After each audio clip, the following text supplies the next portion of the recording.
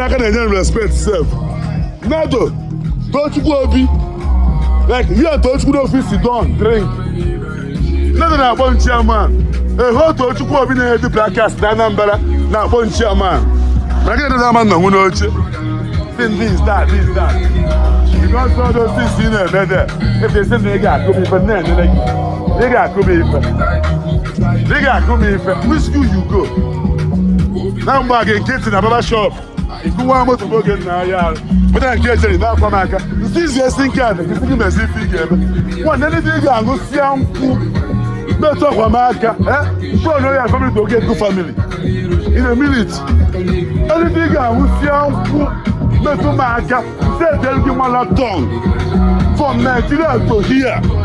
You man am political mafia. Like in 6 months, your family are told to get good family. You say in age spent. Now me the ages where they here. Now where my name the ages. The ages spent where the chairman for Fuma.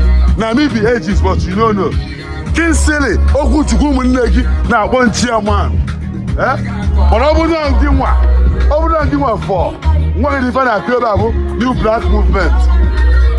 One if I crave for new black movement. They have a Kechuku Avenue. One they have okay. Uncle Ofo, nigga. We never okay. Anywhere where you want that, nigga. What not you don't record entertainment. Maybe your papa, nigga. Which school you go?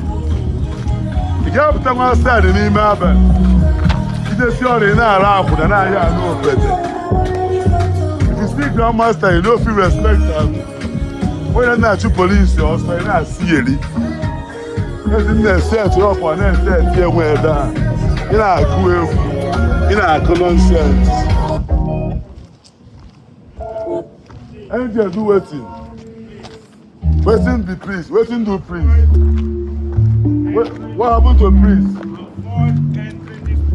Which property? This property. Angel called me to come and surprise you. Do you know Angel? Avoid. Let me show you the message. Do you know Angel? Is this your property or shared property? Do you have the CEO of this property? Angel invited me to come and sign his shoe. Your neighbor, take the phone and take him. No, take him now. And I'm like, listen, your case escalated to Timothy Anyanwu's conspiracy.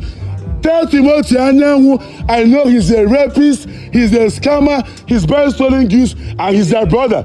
The case I have with you and Tim will be processed by Pentagon. The case I have with him will say people, Pentagon will interfere ICPC DSS before Lahola.